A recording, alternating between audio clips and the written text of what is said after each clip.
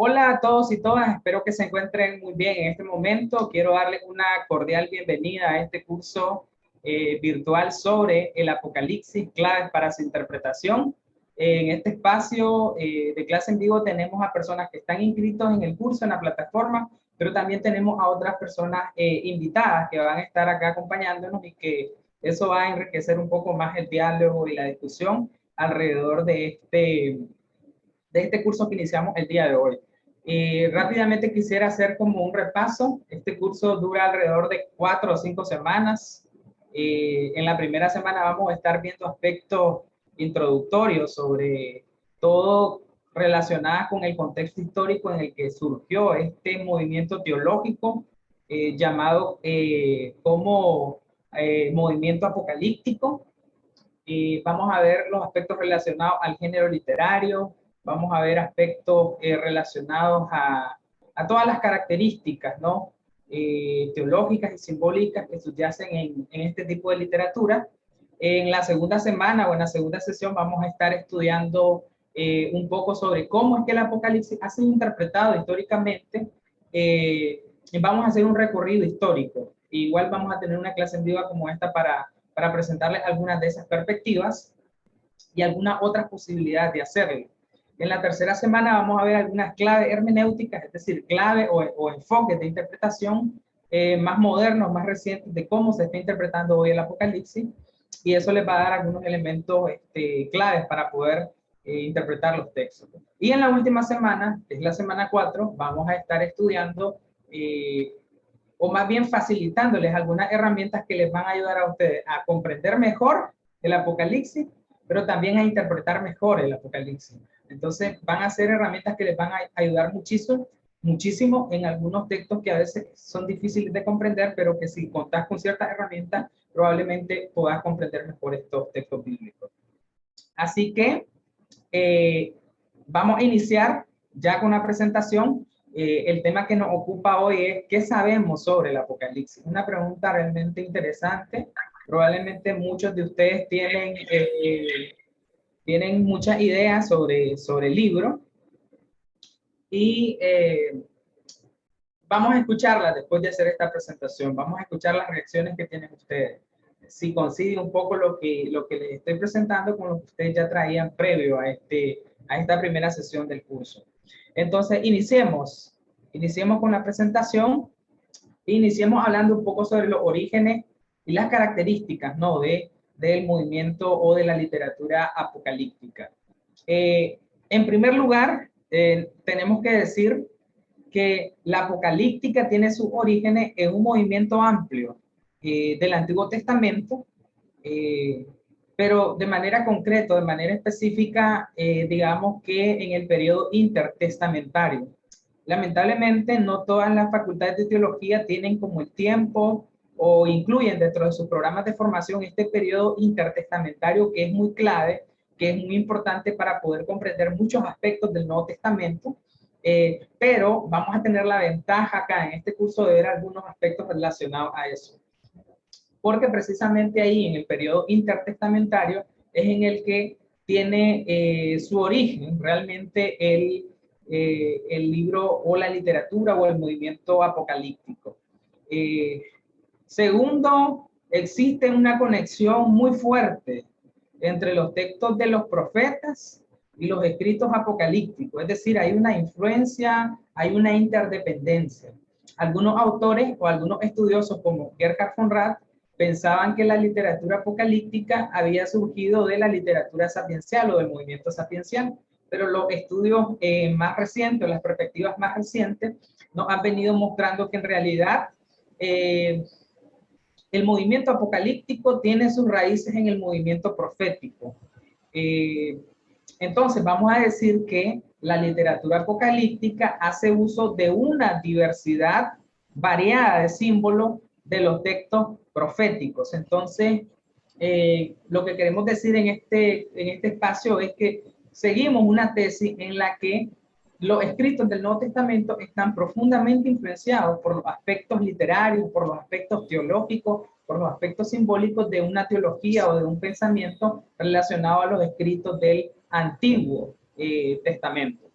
Yo les puse acá, no sé si logran verla, me gustaría que dijeran sí o no, porque no sé si hasta el momento me están escuchando bien, pero puse una imagen por acá tomada de Apocalipsis 10, 9 al 11, que un relato, un texto que nos habla de un hombre comiendo un rollo, un libro. Y esto mismo lo encontramos en Ezequiel 3:1, es decir, un texto del Antiguo Testamento, y algo que se conoce como la hierofagia, es decir, ingerir alimentos sagrados, ¿no? Para lograr una conexión con un mundo superior y tener acceso a ciertas revelaciones especiales. Entonces, por ahí hay algo muy interesante alrededor de eso. Entonces, voy a revisar por acá que llegó un mensaje y dicen que sí me están escuchando. Ok, entonces vamos bien. Entonces, si se fijan, esa imagen que está por ahí es la del profeta, el vidente, ¿no? Comiendo el rollo, está presente tanto en el libro de Ezequiel, el profeta Ezequiel, como también en Apocalipsis. Y ese es un ejemplo de cómo los textos proféticos tienen una influencia en los textos, en este caso, en la literatura apocalíptica del Nuevo Testamento. Bien, lo otro que vamos a decir es que el movimiento apocalíptico surgió en un contexto de crisis social y política que generaba sufrimiento y desesperanza al pueblo judío. Y ahí va a ser importante leer un poco las lecturas que tenemos en la plataforma que hablan de ese contexto, cómo los contextos de los grandes imperios han venido marcando de alguna forma el surgimiento de estos movimientos apocalípticos. Es decir, a mayor eh, opresión o a mayor contexto de opresión, entonces toman mucho más fuerza o tomaron mucho más fuerza estos grupos o estos movimientos apocalípticos. Entonces, ahí va a ser clave un poco leer sobre el contexto del imperio helenístico y el contexto del imperio romano. Esos dos van a ser dos contextos que de cierta forma van a marcar la literatura apocalíptica del Antiguo Testamento, pero también la literatura apocalíptica del Nuevo Testamento. Entonces, por ahí, esto es muy importante considerarlo, que estos movimientos apocalípticos surgen en contextos de opresión, en contextos de conflictos sociales, políticos y económicos. Entonces, por ahí, un poco la palabra que significa apocalipsis significa quitar el velo. Y ahí yo quiero hacer hincapié en algo. En realidad el término lo que quiere decir es que te va a descubrir algo, es decir, va a mostrar algo, va a hacer visible algo a las personas. Y no es propiamente en el sentido que usualmente se ha utilizado el apocalipsis, como predecir cosas del futuro. Entonces, de alguna forma, una de las eh, más fuertes formas de leer Apocalipsis actualmente entre los distintos grupos religiosos es utilizar Apocalipsis como una especie de bolita mágica, ¿no? Una bolita mágica para ver o predecir lo que va a pasar en el futuro, pero realmente el Apocalipsis no es un texto para predecir el futuro. Y eso es algo de lo que nosotros vamos a tratar de dialogar y debatir en este curso, ¿no? Un poco esa perspectiva con la que se ha venido manejando el Apocalipsis, pero que realmente puede ser una perspectiva un tanto descontextualizada. Muy bien. Lo segundo, en la segunda diapositiva, vemos que el movimiento apocalíptico, en sentido estricto, digamos, del término, surge en el periodo del Segundo Templo. Y es que en el periodo del Segundo Templo, que es siglo II antes de Cristo y el siglo I después de Cristo, un contexto en el que el judaísmo tiene una gran diversidad de grupos religiosos, es decir, en un contexto de pluralismo religioso. Entonces, dentro de esa diversidad o de ese pluralismo religioso, vamos a tener al movimiento apocalíptico como uno de esos tantos movimientos religiosos. Y algo muy interesante que no dice la diapositiva, que creo que es muy importante señalar, es que los movimientos apocalípticos surgen también en resistencia a los grupos que daban mayor valor al texto escrito. Y esto va a ser interesante porque el movimiento apocalíptico va a dar mucho más valor al tema de los sueños, las visiones, etcétera. Entonces tenemos como que ahí dos grupos religiosos en tensión. Por una parte, los grupos de los proto saduceos, los grupos de los proto fariseos, en el contexto del siglo II antes de Cristo, o los Hasidim, van a hacer mucho énfasis en el texto escrito, van a decir la revelación, la inspiración está cerrada, ya no hay más visiones, ya no hay más sueños, porque tenemos un texto dado que es la Torá. Recordemos, por ejemplo, que en el Nuevo Testamento, en la época del Nuevo Testamento, los saduceos solamente consideraban como textos normativos los 5 libros de Moisés o la Torá o el Pentateuco, y no consideraban otros textos como sagrados o como inspirados o como normativos. Entonces ahí teníamos dos grandes tendencias, dos grupos. Por una parte, un grupo que dice la única revelación es la que ya tenemos en el texto escrito, y el movimiento apocalíptico que dice que Dios se sigue revelando y utiliza una serie de imágenes, habla de visiones, de sueños, etc. Entonces, muy parecido también el contexto socio-religioso actual, donde tenemos tradiciones religiosas que hacen mucho énfasis, no en el texto escrito, pero también tenemos grupos religiosos que hablan, ¿no?, de revelaciones, de sueños, etc. Entonces, solamente para traer un poco el contexto de lo que era el judaísmo del Segundo Templo. Por otro lado, los maestros de la apocalíptica adjudicaban sus escritos a personajes de importancia de la tradición del Antiguo Testamento, que, por ejemplo, tenemos el Apocalipsis de Esdras, tenemos el Apocalipsis de Enoc. Entonces, también no solamente existen los apocalipsis canónicos, como el libro de Daniel y como el libro de Apocalipsis de Juan del Nuevo Testamento. También hay otros apocalipsis que se publicaron nombres de personajes importantes en la edición del Antiguo Testamento, y esto era algo muy común en esa época. Ahora, otra característica también de la literatura apocalíptica es que se escribe sobre sucesos ocurridos, pero se escribe como si aún esos sucesos no han pasado, no han sucedido. Entonces, eso es algo que necesitamos prestar atención para poder entender el contexto en el que fueron escritos estos libros.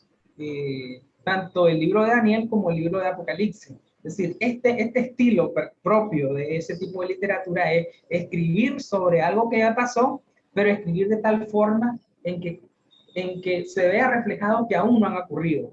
Entonces, ahí hay algo que va a ir cambiando el giro de la interpretación que actualmente hacemos de estos textos. Por otro lado, también la literatura apocalíptica se interesa por la historia. La historia es importante, pero la historia no solamente de Israel, sino que la historia de todos los pueblos. Y en esa historia de todos los pueblos, obviamente el pueblo de Israel ocupa un lugar central, un lugar especial. Entonces, ahora, en la historia, ¿qué es lo más importante de ese elemento de la historia? Es cómo Dios interviene en esa historia. Entonces, de alguna forma se ve la historia como una lucha en la que Dios pelea contra el mal, o la lucha entre el bien y el mal. Por eso muchos de los textos del Qumran van a utilizar este lenguaje. Los escritos del Qumran que fueron descubiertos a las orillas del Mar Muerto van a hablar mucho entre los hijos de la luz, los hijos de las tinieblas, porque la historia es vista como una lucha entre el bien y el mal. Por eso quise ponerle ahí como imagen una ilustración del texto de Apocalipsis 12, donde hay una lucha entre el ángel y las bestias, ¿no? Ahí de las 7 cabezas. Entonces, eso es realmente interesante de cómo se ve, cómo se entiende la historia, como una lucha entre el bien y el mal. Y en esa lucha Dios va a vencer el mal presente y va a instaurar un nuevo tiempo, un nuevo eón, una nueva era.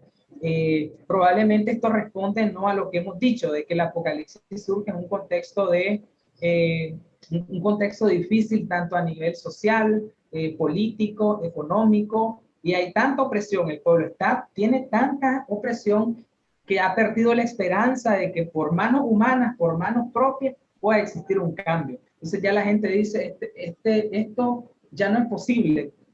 Con nuestras fuerzas o con nuestras manos no podemos cambiar esta situación. Entonces esperan y ponen su confianza en Dios. Entonces vamos a decir que de alguna forma la literatura apocalíptica es una literatura de esperanza humana, en que la historia está convulsionada, es decir, el mal parece que está ganando, el mal está triunfando, y ahora ¿qué vamos a hacer? Entonces se espera una intervención de Dios en la historia y se espera que Dios venza al mal que está presente en la historia y se pueda instaurar un nuevo tiempo, se puede instaurar el reino de Dios. Entonces se va a ser otro de los elementos interesantes de la literatura apocalíptica, de cómo conciben la historia. También la literatura apocalíptica, y ahí donde vienen algunos elementos propios de la literatura, se caracteriza por destacar visiones, sueños, traslado al cielo y ángeles como seres intermedios de revelaciones, simbología, gematría, ¿no? La gematría tiene que ver con asociar números a las palabras y poder deducir a partir de esos números algún nombre, ¿no? Como el caso de la cifra que aparece en el Apocalipsis del 666. Entonces, esas van a ser características de la literatura apocalíptica, y como les digo, existían movimientos dentro del judaísmo que tenían ideas muy distintas, pero todas se consideraban como parte del judaísmo. Algunos decían, nadie puede ir al cielo, nadie puede hacerlo, nadie puede tener revelaciones, pero de repente encontrás textos en el Nuevo Testamento que dicen que Jesús descendió del cielo, que subió, también que Pablo subió y que estuvo en el tercer cielo. Luego tenés el Apocalipsis de un Juan que es llevado hacia el cielo. Entonces tenés que ver que dentro del judaísmo hay una diversidad de posiciones alrededor de estas experiencias o de estas perspectivas teológicas sobre la revelación, ¿no? Algunos énfasis en el tema de la revelación escrita y otro el énfasis en la revelación a través de sueños, a través de traslado al cielo, etcétera. Pero es interesante que la literatura apocalíptica combina ambos elementos. Ya no se trata solamente de recibir una palabra como el profeta que recibe una palabra, sino que ahora la revelación que recibe el vidente, en este caso el Juan, es puesta por escrito, ¿no? El ángel le dice, escribe lo que estás escuchando. Entonces hay como una conexión entre ambos perspectivas, ¿no? La perspectiva de aquellos grupos que negaban cualquier tipo de revelación celestial, y los grupos que decían que solamente era válida como revelación lo que estaba escrito, el texto dado. Entonces, otro elemento que también tenemos que considerar es que el profeta, es decir, vinculándolo un poco al tema del movimiento profético, el profeta interviene en la historia presente, en la historia para transformar la sociedad y comprometer al pueblo con ese cambio. Y hemos dicho que en ese sentido es que hay una relación entre el movimiento profético y la literatura apocalíptica. Entonces, cuando nosotros vemos los textos del Antiguo Testamento, nos damos cuenta de que ahí están las relaciones. Por ejemplo, el profeta también es visto como vidente. Y ahí está la cita, Isaías 2:1, el 6. También en los textos proféticos se habla de un cielo nuevo, tierra nueva, que eso también aparece luego en el Apocalipsis. Ya Zacarías y Ageo llegan también, hablan sobre el Mesías, la llegada del Mesías, la instauración del reino, el reino de Dios. Elementos que luego van a ser manejados tanto en el libro de Daniel como en el libro de Apocalipsis de Juan.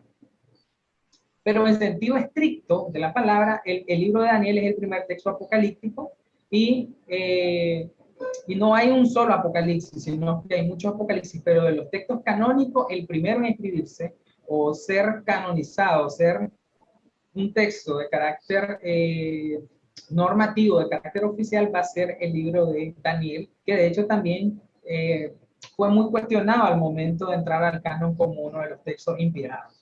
Y también el Apocalipsis sufrió mucho también este tema porque era visto muy sospechoso. ¿Por qué razón?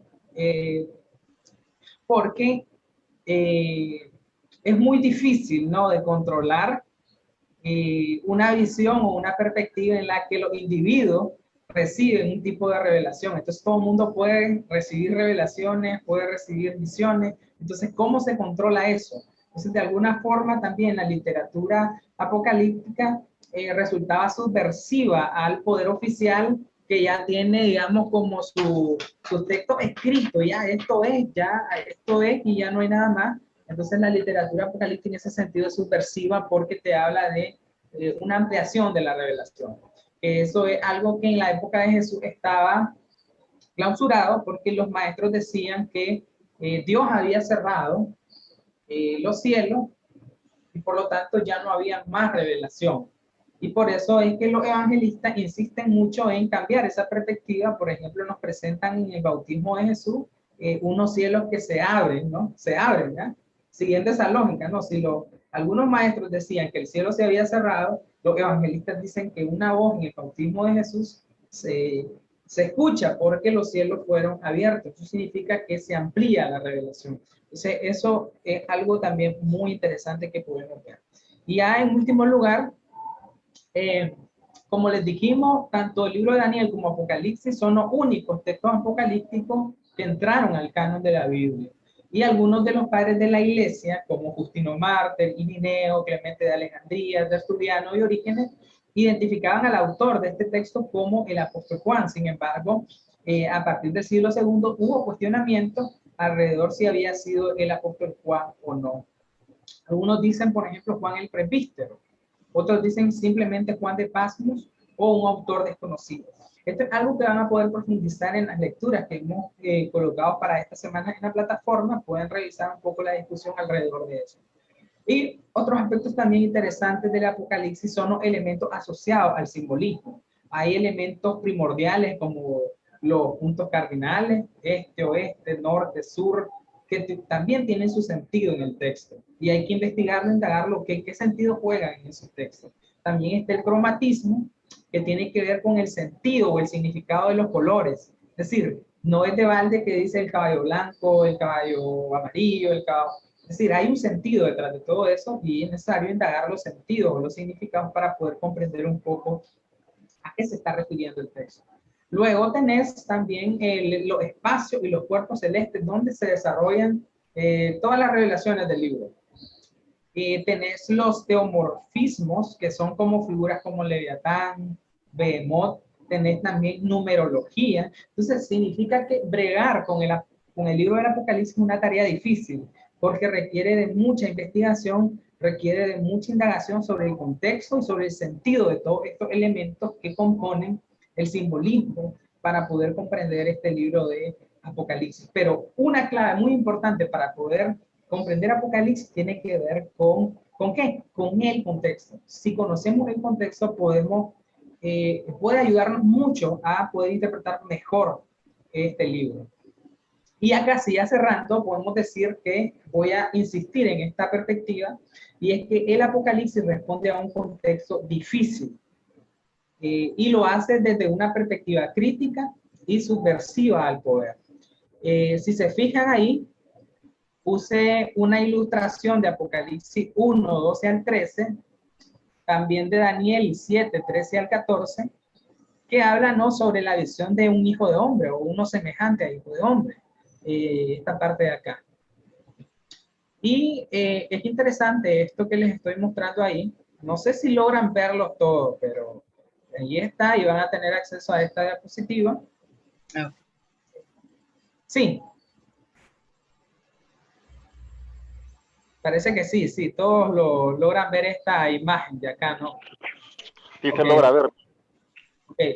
Entonces, esta imagen es una representación de un artista de Apocalipsis 12, 1, 2 y 13, que es la visión del Hijo del Hombre. Si se fijan acá de cerca, el Hijo del Hombre tiene 7 estrellas en la mano. 7 estrellas. Que en la antigüedad es símbolo de ser un ser divino, un ser superior. Y en esta parte de acá tienen una moneda, que fue una moneda que el emperador Dominiciano dio a hacer en honor a su hijo, que también lo representa, ¿no?, sobre un mundo, el poderío, ¿no?, del Imperio Romano, y su hijo que ha muerto, pero ha sido divinizado y también tiene las 7 estrellas. Entonces, podríamos pensar que Este relato que presenta al Hijo del Hombre con 7 estrellas es una crítica al Imperio Romano. Entonces, esto es algo que vamos a profundizar más en las siguientes sesiones y también en los materiales de lectura y en los foros, pero hay que leerlo así, hay que leer el Apocalipsis considerando, ¿no?, que se escribe en un contexto también de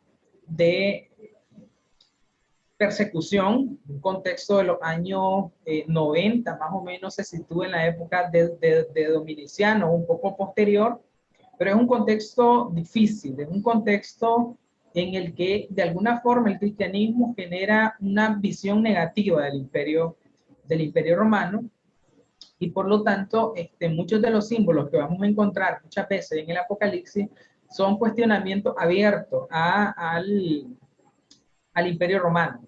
Y aquí solamente ya quiero cerrar esta parte porque ya tengo ya la media hora de la parte de la ponencia, y es que anteriormente en las perspectivas tradicionales del Apocalipsis se pensaba que el Apocalipsis había sido escrito en un lenguaje como oculto, como secreto, para que las autoridades romanas no se dieran cuenta de esa crítica que hacía el cristianismo al imperio romano. Sin embargo, las nuevas investigaciones, sobre todo las investigaciones que parten de una perspectiva postcolonial, han venido resaltando que en realidad el lenguaje del Apocalipsis, más que ser un lenguaje oculto, es un lenguaje público. Es decir, que, por ejemplo, una persona que leía el libro de Apocalipsis y leía Apocalipsis 1, del 12 al 13, rápidamente se iba a dar cuenta que era una alusión a una moneda que estaba circulando en ese momento y que era esta moneda que tenemos acá al frente. Entonces, realmente, el lenguaje del Apocalipsis no es un lenguaje oculto, un lenguaje misterioso, sino que era un lenguaje que las personas de la época podían rápidamente reconocer y descifrar porque tenían que ver con símbolos propios del contexto. Obviamente, hoy para nosotros que somos ciudadanos del siglo XXI, es muy difícil reconocer esos símbolos y esas relaciones, pero para las personas que vivían ese contexto, claramente Apocalipsis 1, del 12 al 13 es una forma de decir de que el único divino es Jesucristo y no el hijo de Dominiciano, que es también presentado de la misma manera que Jesús, solamente que en una moneda acuñada que podemos observar en la pantalla. Entonces, he colocado estas intuiciones, voy a detener he colocado estas intuiciones para que eh, a partir de estas intuiciones o estas primeras ideas que colocamos podamos entrar en un diálogo. Puede ser preguntas, pueden ser comentarios, reacciones sobre esta primera parte que planteamos, más que todo para comenzar a profundizar o a plantear algunas interpretaciones alrededor de algunos de los textos que hemos venido acá a mencionar. Entonces queda abierto el espacio a ustedes para que puedan hacer algunas preguntas o algún comentario sobre esto que acabo de presentar. Entonces voy a cerrar mi micrófono para que ustedes puedan, y quienes tengan problemas con su micrófono pueden colocar en la sala de chat. Apocalipsis, primer capítulo. Sí, hermana Carmen.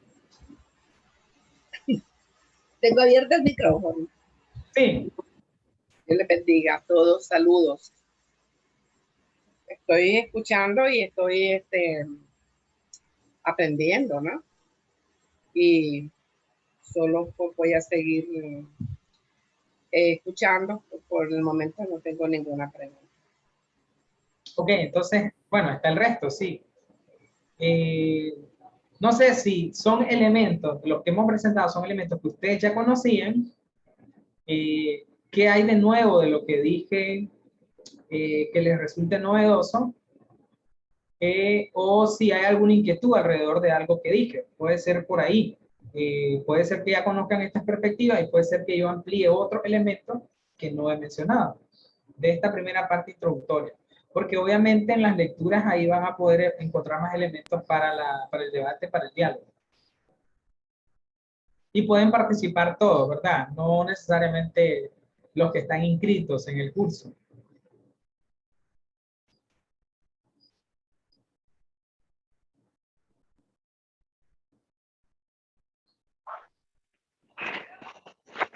Buenas tardes, estimado profesor. Buenas.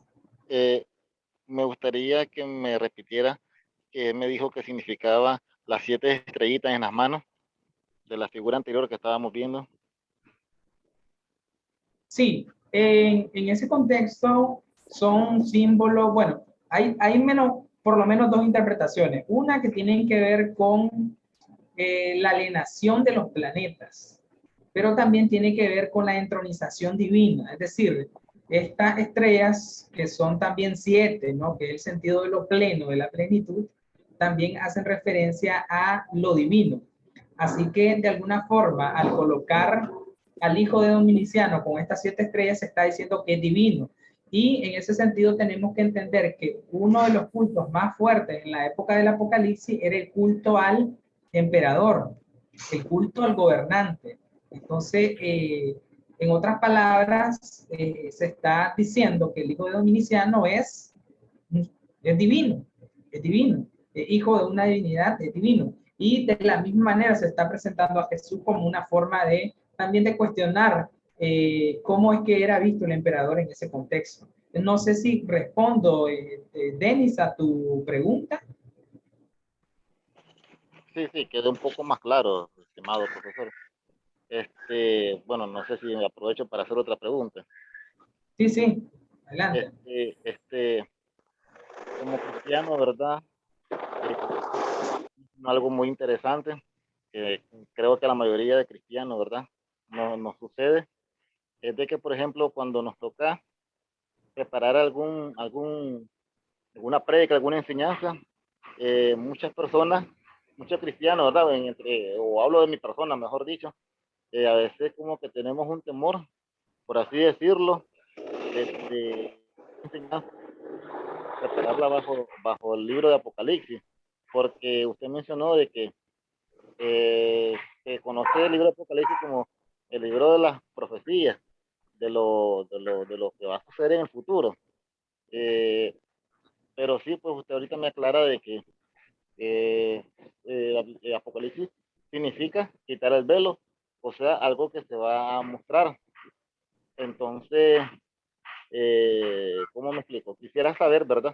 De que entonces el libro de Apocalipsis no es un libro ¿cómo le podría decir? De profecías que se van a cumplir a futuro, o ¿cómo sería ahí? No sé si me voy a entender con mi duda, profesor. Sí, sí, comprendo dos cosas. Uno, el tema de que el Apocalipsis de alguna forma se ha convertido en un instrumento para infundir el temor. De hecho, una vez hicimos una encuesta, hicimos un estudio y preguntamos, cuando usted escucha la palabra Apocalipsis, ¿qué es lo que se le viene a la mente? Y muchas personas contestaron miedo, es decir, miedo. Eso es interesante. Eso que usted menciona confirma un poco esas entrevistas o indagaciones que hicimos, ¿no? Porque habla de un montón de cosas el libro, y esas cosas misteriosas o esas cosas que van a suceder generan mucho miedo en las personas. Es una forma en cómo se ha venido interpretando el Apocalipsis. Lo segundo es que para poder, digamos, entender esta parte tan compleja y tan complicada, es que debemos de apropiarnos de las características de la literatura apocalíptica. Y una de las cosas que yo mencioné en la ponencia es que una de las características esenciales de la apocalíptica es hablar sobre el pasado como si aún no ha ocurrido. Y esa es una de las características esenciales. Y entonces se habla del pasado de manera simbólica, es decir, se utilizan muchos símbolos, muchas imágenes, y, y de esa forma las personas que ya conocen la historia y que están ubicadas en su contexto pueden hacer las relaciones. Obviamente, eso no significa, lo que estoy diciendo, de que el Apocalipsis no tiene una palabra para nosotros hoy. Sí la tiene. Tiene una palabra de esperanza, sobre todo cuando vivimos contextos difíciles de desesperanza, cuando pensamos que las cosas no pueden cambiar. Hay esperanza, es un texto de esperanza. No debería ser un texto que genere miedo, sino un texto que genere esperanza. De hecho, uno de los textos más bellos que aparecen en el Apocalipsis es: Dios enjugará toda lágrima de sus ojos. Entonces es un texto que realmente habla de esperanza, es un texto que también habla de justicia. De alguna forma se espera que haya justicia, porque recordemos que también la literatura apocalíptica surge en ese contexto de injusticia, surge un contexto de injusticia. De hecho, con Apocalíptica se introduce la esperanza en la resurrección. El judaísmo antiguo hubo un momento en el que no creía en la resurrección de los muertos.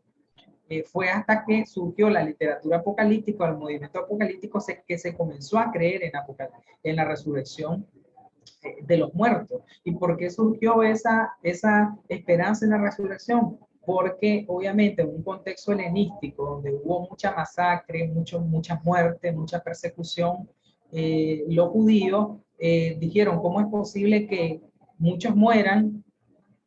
Muchos fueron torturados, muchos fueron asesinados, muchos fueron perseguidos y no haya justicia para ellos. Entonces, a partir de ahí surge toda una exaltación a los mártires también. El tema de los mártires va a ser clave también dentro de la literatura apocalíptica y cómo esos malos, los malvados, el mal, o los grupos que hicieron el mal, aunque no tengan justicia ahora, o aunque no sean castigados ahora, tendrán en un momento un castigo. Y esa es la esperanza. Es decir, a partir de esa esperanza en el castigo del mal, o en el final del mal, en un Dios que vence el mal, es que también el Apocalipsis es un texto de esperanza. Es realmente complejo lo que preguntas porque es como el núcleo de lo que vamos a ir tejiendo alrededor de curso. Quizás ahorita no tengas una respuesta concreta que te quede claro totalmente, pero creo que por ahí más o menos vamos tratando de entrar en el diálogo y la discusión. Voy a ver acá, hay unos, parece que comentarios o algo así. Bueno, hay un mensaje de Noé que dice, la palabra hijo del hombre que tanto poder tenía para la gente de acuerdo a su tiempo. Era un término realmente muy interesante porque, y era muy conocido. Algunos piensan que no, porque tenemos que ese término aparece en los textos del Antiguo Testamento, pero también aparece en muchos textos de la literatura intertestamentaria y aparece también en los evangelios y aparece también en la literatura apocalíptica. Es decir, que de alguna forma el término ya estaba asociado a la instauración de un reino, y de alguna forma así es que se ve. Y eso también resultaba peligroso al Imperio Romano porque si viene el reino de Dios, entonces significa que el reino del César, el reino imperial, tiene que terminar. Entonces, hay ahí ahí habría que bregar por toda esa literatura que existía y que hace mención a esta categoría de hijo de hombre, que es propia del judaísmo. Sí, ¿quién más? Marlon creo que quería decir algo. Marlon, mire que levantó la mano, me parece, o algo así. Yo quiero hablar algo, preguntarle algo, profesor. Sí. Quiere decir que entonces el libro de Apocalipsis es para los judíos solamente, no es para el pueblo gentil, porque si estamos hablando de que se está hablando del hijo del emperador como el nuevo, como el divino, entonces quiere decir que ya no cubre al pueblo gentil de la iglesia. Creo que conocer el contexto histórico al que se refería el texto en sus orígenes no quita que el texto pueda seguir diciéndonos algo hoy. Por ejemplo, hoy tenemos todavía muchos gobernantes que se creen divinos. Entonces, de alguna forma, todavía el texto de Apocalipsis nos sigue hablando, nos sigue diciendo algo. Es decir, nos sigue diciendo de que hay quienes creen ser dioses, pero no lo son. Es decir, en el contexto, por ejemplo, de la Segunda Guerra Mundial, este texto probablemente dijo muchas cosas. De hecho, en la próxima sesión que veamos la interpretación de la imagen de la bestia, vamos a ver que la bestia incluso para en el contexto de los nazis, muchos miraron a Hitler como la bestia. Esto significa que el texto, a pesar de que tuvo un sentido original en su tiempo, sigue diciendo cosas al cristianismo de hoy. Es decir, no solamente para ellos, pero lo que sí es importante es que situarnos en el contexto nos ayude a entender mejor cuáles son las claves para leer hoy el Apocalipsis. Es decir, el Apocalipsis es importante hoy, es relevante, pero como un libro que nos da luces para, luces así como le dio al cristianismo, para cuestionar el poder, para cuestionar en la injusticia y para promover esperanza. Es un libro que promueve esperanza. Entonces, ¿de qué forma también la literatura apocalíptica nos inspira a nosotros a cuestionar el poder, pero también a dar esperanza a la gente de que no todo está perdido? No sé si logré explicarme, pero el hecho de que situemos el sentido que tuvo el texto en su contexto original no quita que hoy el texto nos siga diciendo cosas importantes. Hermana Carmen, no sé si... Sí, le entendí y vamos a seguir aprendiendo, ¿verdad? Ok, entonces no sé si Marlon, Camilo, Bruno. Hermano, yo hoy tengo una pregunta. Solamente quería pedirle que me recordara esa palabrita que utilizó para referirse a comer lo sagrado, refiriéndose al libro. Aquí lo voy a copiar. Hiero. Va. Ahí lo puse en el chat. Eso es algo muy usual en la literatura apocalíptica, en casi todos los textos. Por ejemplo, en el Apocalipsis de Esdras, que es un texto intertestamentario, ahí no solamente le piden que coma, sino que también beba de una copa. Y esa copa es de fuego, es decir, el líquido que traga es de fuego. Y es interesante también los sabores que hay alrededor, ¿no? De lo dulce y lo amargo, ¿no? Eso también es muy interesante, pero esos detalles vamos a ir viendo en el transcurso del curso. Solamente, hermano Bruno, no sé si tiene algún comentario. No, solamente que no aparece en el chat. Ah, ok, ok.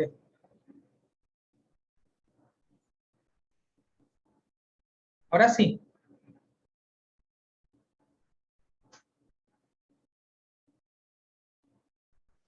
Ahora sí lo ve, hermano Bruno. Sí, me parece que también Miguel tiene por allá una pregunta. ¿Qué tan cierto es que parte de lo escrito en Apocalipsis ya ha transcurrido en historia? De alguna forma, sí. La respuesta es que sí. Sin embargo, siempre el Apocalipsis, que al ser un texto de esperanza, es un texto utópico, es decir, es algo que está por venir. También así lo ven los apocalípticos, es decir, todavía es como un sí, pero todavía no.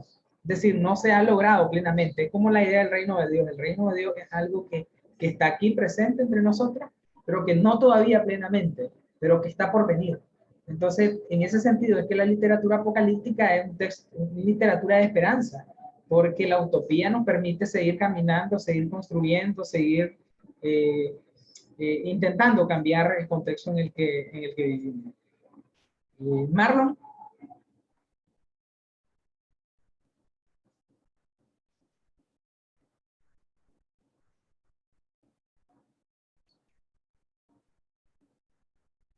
No sé si Camilo, alguna palabra que tengas.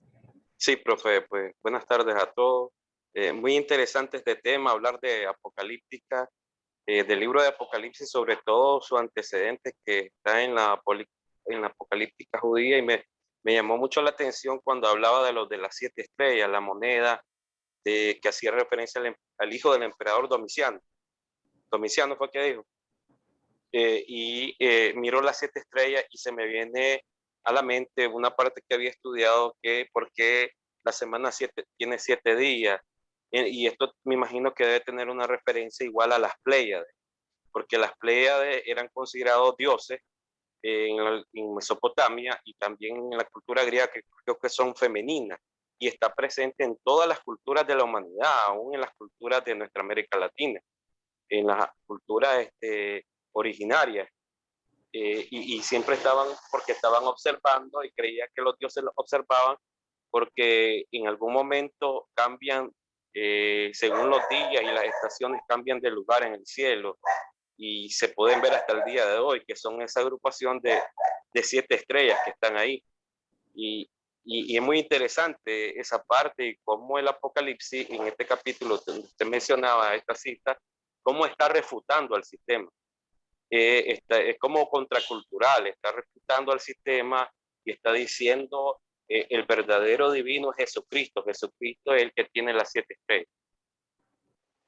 Y también en lo que decía, pues porque había estudiado un poco así por mi parte de apocalíptica y había entendido, pues sí, exactamente Apocalipsis es la fuerza de la esperanza. Llevar esperanza en tiempos difíciles de guerra como una utopía de lo que puede venir a ver y es muy erróneo a veces las interpretaciones que se hacen en las iglesias hoy en día acá en Nicaragua de Apocalipsis como algo que está por suceder o que debe de tener miedo, cuando el mensaje de ellos es la esperanza en tiempos de persecución de Domiciano y también algunos lo sitúan a Nerón. También tengo entendido que Apocalipsis, según un profesor que escuché, fue escrito en 3 redacciones, tiene 3 capas redaccionales. No sé si hay otros profesores o investigadores que dicen que tiene tal vez más capas redaccionales, que se escribió en 3 partes y mucho se especula aún en este tiempo de pandemia aquello de que Apocalipsis habla de un microchip. Apocalipsis no habla ni mira nunca un microchip. Apocalipsis es un libro de su tiempo para lo suyo, y me gustó una parte también que habló usted en el sentido de, a ver, se me fue, una parte que mencionó usted, de que Apocalipsis, algunos estudiosos lo han visto como un lenguaje que usa los simbolismos para que no entendieran, que no fuera como una manera de hoy en día de encriptar el mensaje, que solo lo entendieran los que pertenecían al movimiento, aunque en el mismo Apocalipsis y a veces es sumamente explícito cuando dice y la ciudad está rodeada sobre 7 montes. La única ciudad que está rodeada alrededor de 7 montañas es el Roma, el Vaticano Roma. Y posiblemente la bestia al que ahí hace referencia el libro es el mismo, o sea, a la mujer, perdón, es el mismo Imperio Romano, porque está refutando. Pero bueno, aquí estaba hablando todavía en el capítulo 1.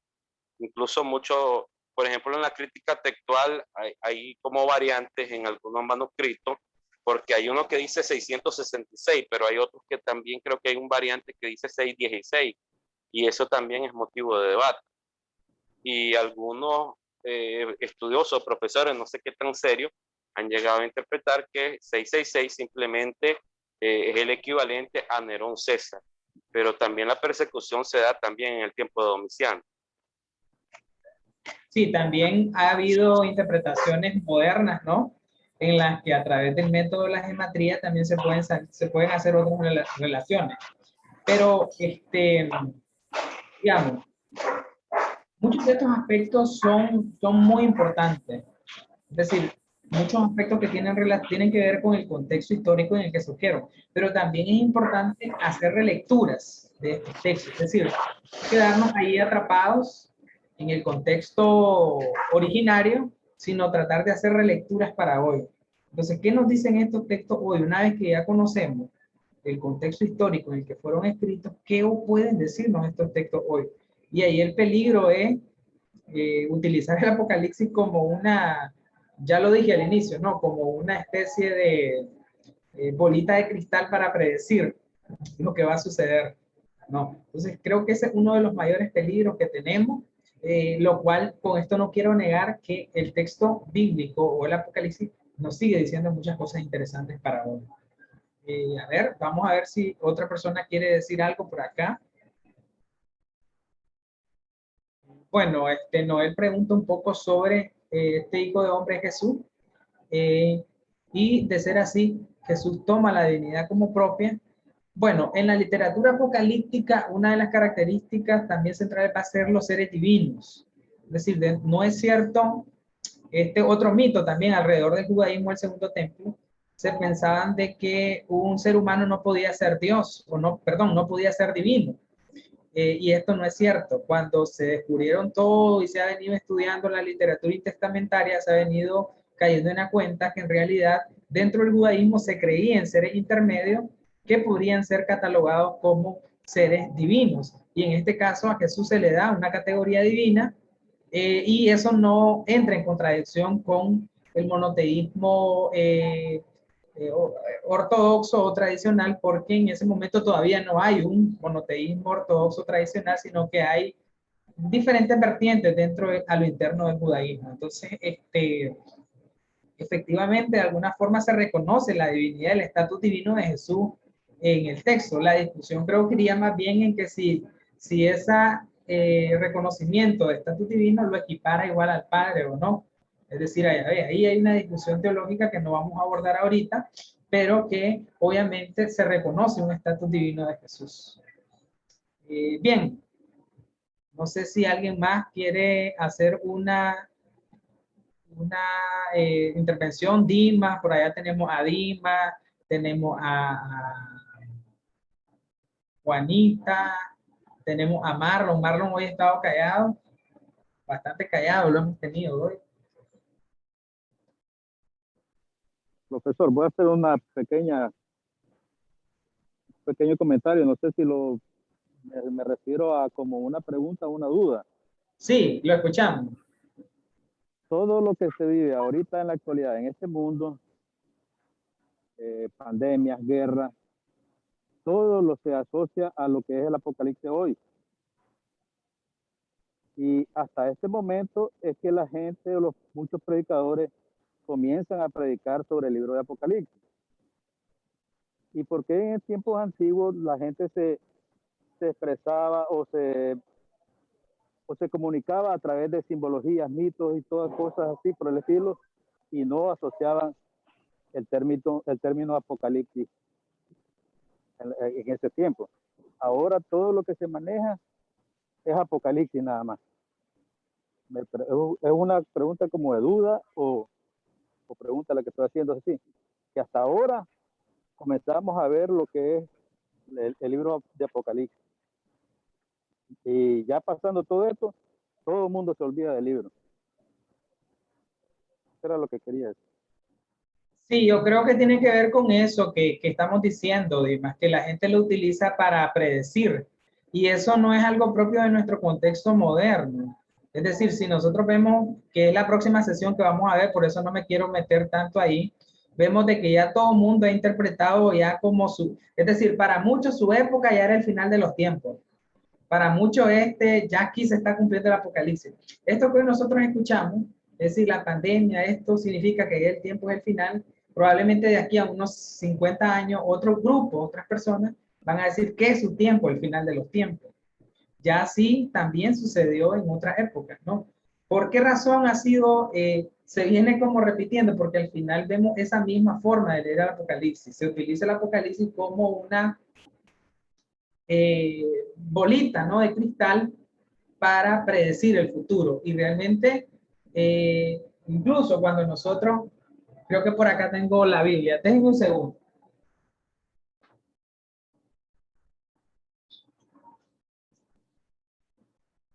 Que incluso es algo interesante. Quiero mostrarle algo que está por acá, un texto. Es interesante porque en realidad, incluso hasta en los textos bíblicos, encontramos que los textos bíblicos no deben ser leídos de esa forma. Si, por ejemplo, nosotros leemos Hechos 1:7, dice: no os toca a vosotros saber los tiempos o las ocasiones que el Padre puso en su sola potestad. Y también si leemos Marcos 13, dice: pero de aquel día y de la hora nadie sabe, ni aun los ángeles que están en el cielo, ni el Hijo, sino el Padre. Entonces, lo que quiero decir con esto es que nosotros hemos utilizado los textos para todo lo contrario que se dice en los textos, es decir, para tratar de predecir lo que no es predecible. Entonces, ahí hay algo que es necesario, digamos, como llamar la atención. Porque el problema ahí que estamos observando es un problema de metodología.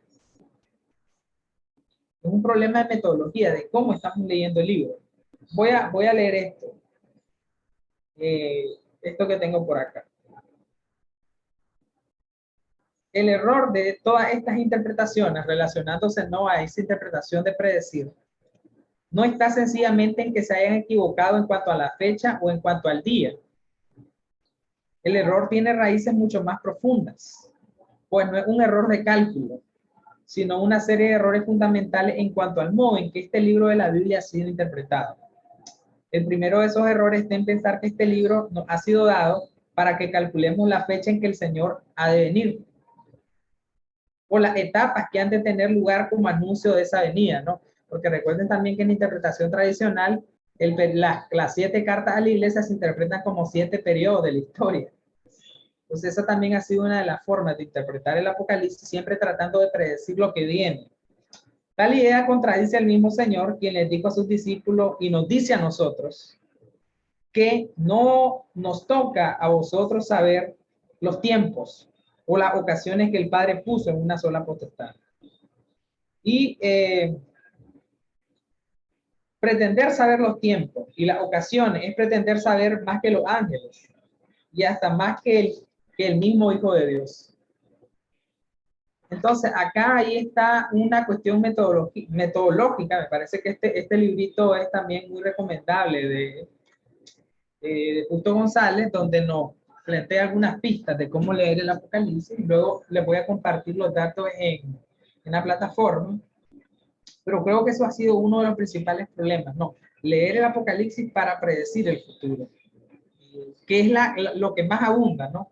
Lo que más abunda en las interpretaciones que escuchamos en la televisión, en los mercados y en las iglesias. No sé si respondía a Dimas, ¿verdad? Pero me parece que al menos plantea algunas ideas que tienen que ver con las causas del por qué es eso, ¿no? Que apenas viene una pandemia, la gente recurre al Apocalipsis para explicar esa pandemia. Viene un terremoto, la gente recurre para explicarle ese terremoto.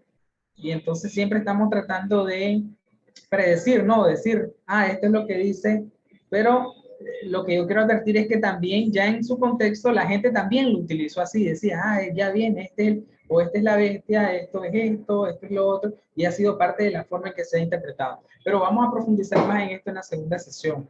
Creo que ya nos pasamos del tiempo, ya son las 3 de la tarde, pero quiero darles la oportunidad de que den un comentario final en esta primera sesión que hemos tenido. Bueno, hermano, yo personalmente estoy satisfecho con la clase. Está confirmándome algunas ideas y voy a esperar la sesión también de las claves hermenéuticas. Okay. Creo que ahí también voy a tener algo que aprender bastante, mucho que aprender. Gracias.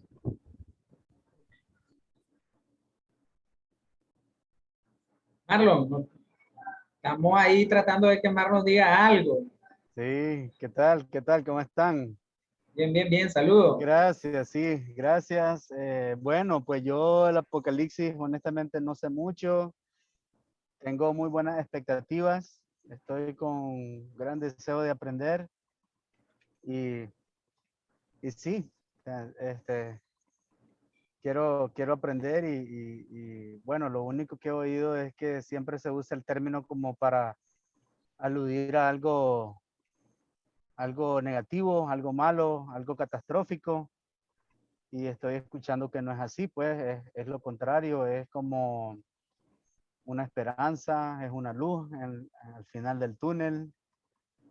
Y gracias, profesor, y gracias a todos por compartir también sus conocimientos. Estoy aprendiendo de todo. Un saludo para todos.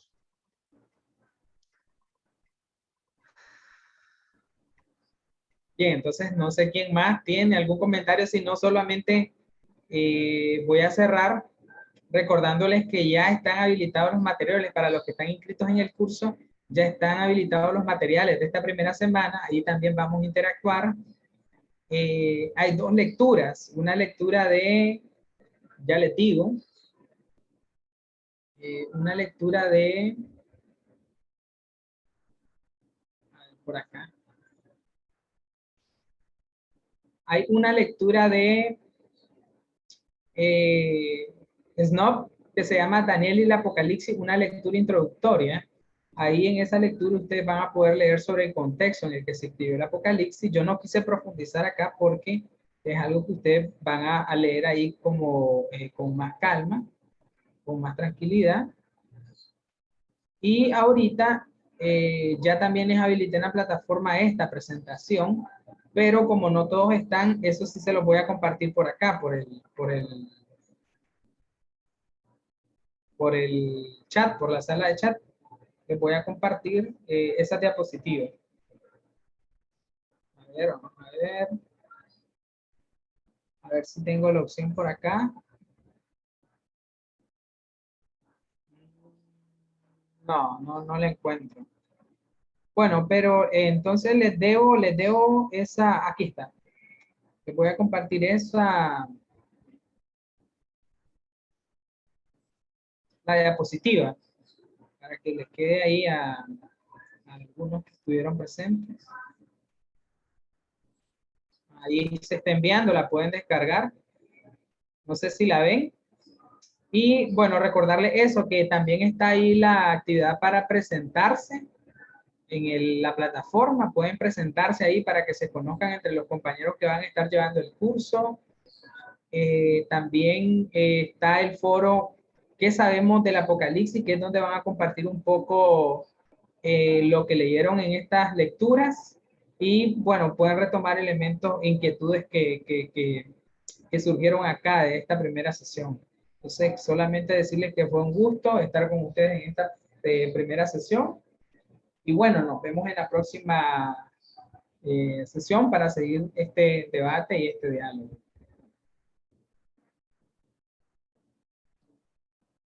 Bueno, Denis dice que no le llegó, entonces igual Denis podés descargarlo en la plataforma virtual.